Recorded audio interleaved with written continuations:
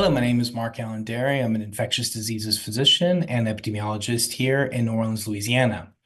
Despite significant progress in HIV prevention and treatment, disparities persist across different populations. This roundtable that we are going to have today brings together distinguished HIV experts and stakeholders to examine the complex factors driving these inequities and explore strategies to promote health equity.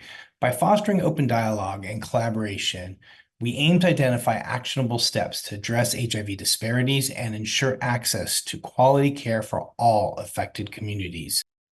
The insights and perspectives that our experts will provide here today will be invaluable in shaping a more just and inclusive response to the HIV epidemic.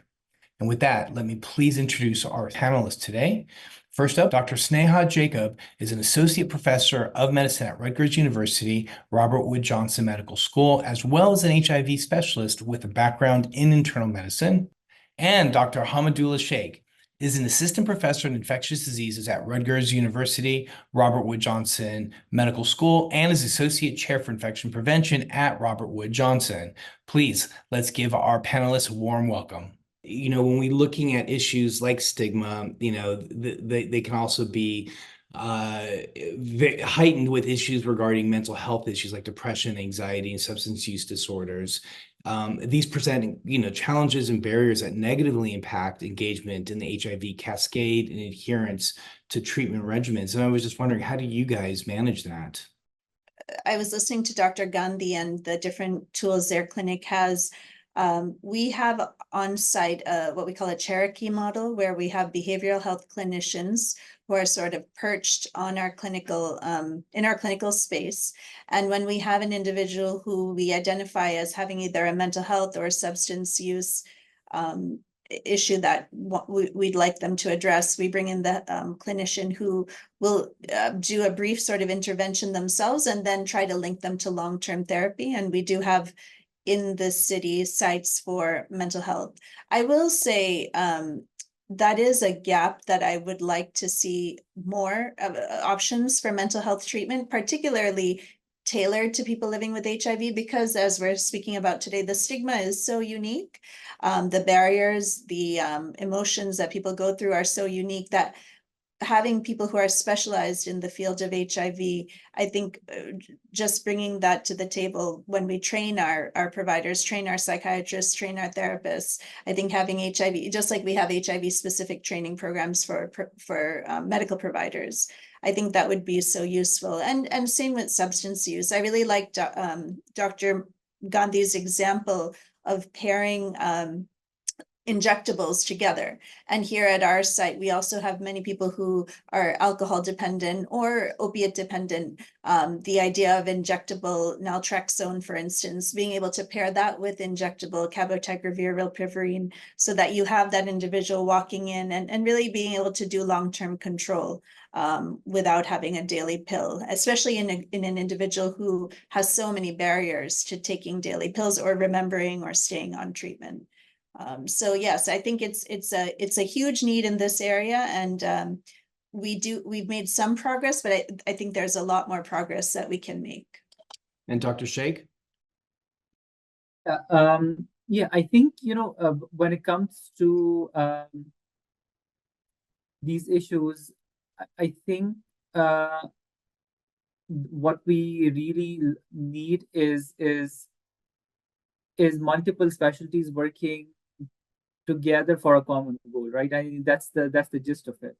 And if we could if we could have the resources of, say, having a social worker plus a nurse plus a dedicated helpline for any behavioral issues, any psychological issues, and at the same time, if we have a spot where we can give out or we can take care of their drug addiction, I think that would be what the future of HIV could be, right? That is what we should all work towards. And are we there yet? At least in our clinic, we're not, right? I mean, we do the best we can. We do have an amazing team of our clinical staff that help out as much as they can. And there are times that we get into issues like we had this patient who was homeless for the longest time. We couldn't do anything for them, even though we tried. But there were other social issues that that basically came up every now and then. But I think, the thing is that what, if you were to ask or tell someone in 1980s at the height of the HIV epidemic that, maybe in 2024 the number of cases would go down from like more than 100,000 to less than 40,000, no one would believe you, right? Everyone would say you're crazy. And now if we have this goal in mind that this is the future, this is what we want, the integration, yes, now it seems difficult, but if we are persistent, I think that's the key, persistence, and we keep asking for these resources and we try to prove that concept, just how, what 86 proved, the fact that maybe the injectable long-term injectable ART regimen of cabotegravir rilpivirine, yes, it's good for, people who are already suppressed, but maybe it's better for people who are not suppressed, right? Maybe the whole indication is wrong. So, things like that. And I think, if we are persistent and we keep trying, we'll eventually get there, I think. Yeah, it's the persistence and keep trying, and certainly being optimistic. And as you said, Dr. Jacob, hope, and being hopeful, because I do agree, especially in that first, visit, just what you said was, and it occurred to me when you said that, that's exactly, and I tell my wife all the time, 25 years of practicing, and I finally realized what is my real job as a doctor is to provide hope. And no matter what the situation, even if somebody's dying, provide hope that the transition is going to be as much dignity and peaceful as possible. And so, yeah, it's incredible. Thank you. So we'll just do one more question in this diagnosis before we move rapidly into treatment. As I mentioned to you guys, I do focus a lot on structural discrimination. So when we talk about the social determinants of health, such as poverty, unstable housing, and lack of access to healthcare, how could addressing those issues, and what do your clinic systems do to address those issues that may help remove obstacles to timely HIV diagnoses amongst low-income and marginalized populations? And we'll start with Dr. Jacob.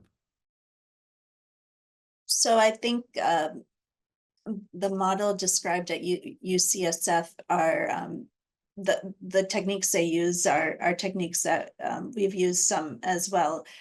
So for instance, patients who are homeless, who either don't have a phone or who don't have, of course, an address, if they do need to get medication delivered, we'll deliver it here to the clinic and say, come here at this time. We've been doing that to transition one of those individuals to injectable cabotegravir rilpivirine by using the oral lead-in and having that delivered here.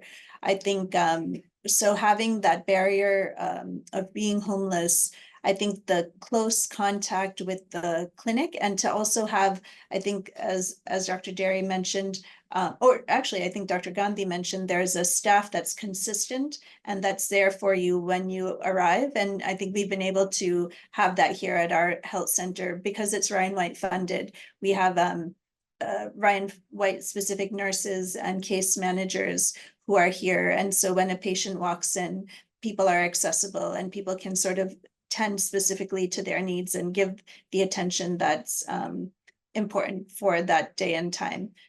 So I think doing that and also having that flexibility, which Dr. Déry did mention about being able to be present when a patient is newly diagnosed. I think that was such a great example of having somebody who understands HIV, understands the treatment, being available, and none of us can be available 24/7, but I think whether it's through the nursing staff or through provider support, we can have that open access. And that's been a big theme at our health center is what we call open access, rather than pre-scheduled appointments that are fixed and that often patients might miss. There is the option of those same day access walk-in patients and built into our schedules availability so that if people do walk in, we can see them then and there. So I think those are all tools that we have utilized for this population. Thank you very much. Those are excellent and very, very forward thinking. Thank you, Dr. Shaik. Yeah, with these patients, I think, availability, what I usually tell uh, these my patients is that I actually try to encourage them to download the application for our EMR, right? And I tell them, hey, listen, once you download the EMR application, you don't have to go through hurdles. You don't have to go through 1,000 phone calls. I'm just a text away, right? And that's been extremely helpful, right? Most of them do have the app. They just text me right away, and then it's a communication between me and them. They don't have to involve any middle person. Yes, there are people who don't have the app or who don't have a cell phone or don't know how to use the app. Then for them, we have our HIV team of clinical staff or nurses who literally just give out their cell phone numbers, and they can get in touch with them anytime they want. And we are usually very good about getting back to the patients the very same day. And it's again, as Dr. Jacob mentioned, you can't really be available 24/7, but if your clinical staff under your name is available, that builds the confidence, that gives them the that gives them that feeling that my words are just not my words. We're actually acting in the best interest of the patient, so that they can so that their any so any of their concerns and questions can be addressed in real time.